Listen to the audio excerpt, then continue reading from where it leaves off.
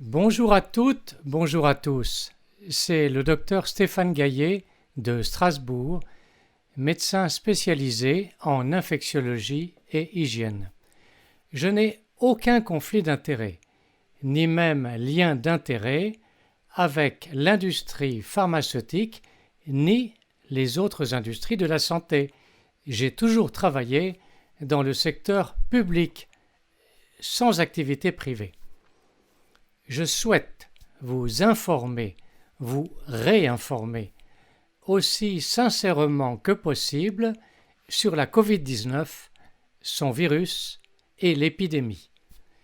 Le sujet de cette première vidéo est le virus SARS-CoV-2.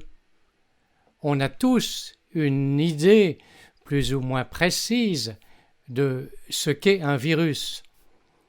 C'est avec la bactérie l'un des agents infectieux les plus courants. Les virus ont une relative spécificité d'hôte. À chacun son virus. Tous les êtres vivants ont leur virus, au pluriel. Même les bactéries, qui sont schématiquement les êtres vivants les plus rudimentaires. Elles sont constituées d'une seule et unique cellule.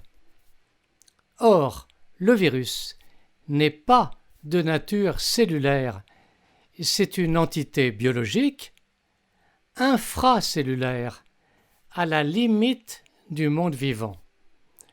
On connaît une dizaine de familles de virus à ADN et une petite vingtaine à ARN, capables d'infecter l'homme.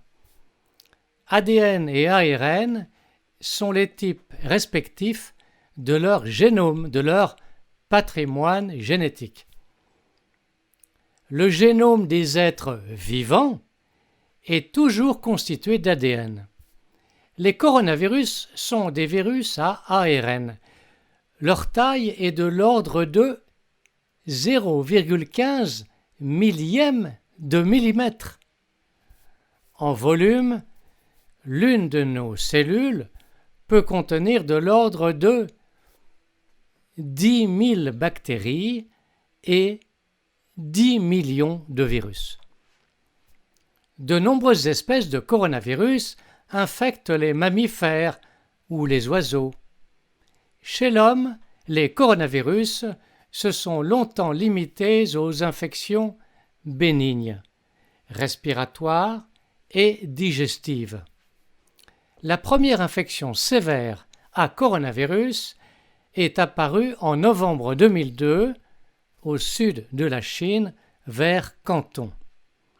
Le virus en cause était un bêta-coronavirus, à ne pas confondre avec les variants bêta,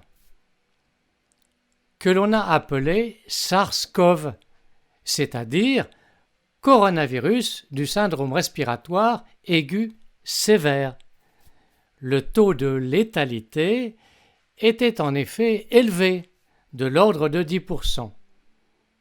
Le SARS-CoV-2 est proche du SARS-CoV.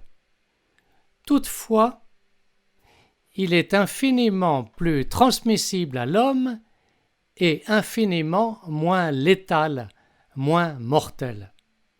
Mais son pouvoir pathogène pour l'être humain est assez machiavélique. Il infecte tous les tissus et tous les organes, créant des pathologies rarement vues avec un virus. La forme prolongée, Covid longue, est redoutable. Or, des laboratoires de recherche virologique dans plusieurs pays du monde ont modifié le génome du SARS-CoV. Et nombreux sont les généticiens à affirmer que le SARS-CoV-2 ne pouvait pas avoir une origine naturelle. En raison des insertions de gènes que l'on y constate, qui lui confèrent une affinité et une pathogénicité toute particulière pour l'être humain, et jamais observée chez des coronavirus naturels. Cela semble clair. Merci de votre écoute.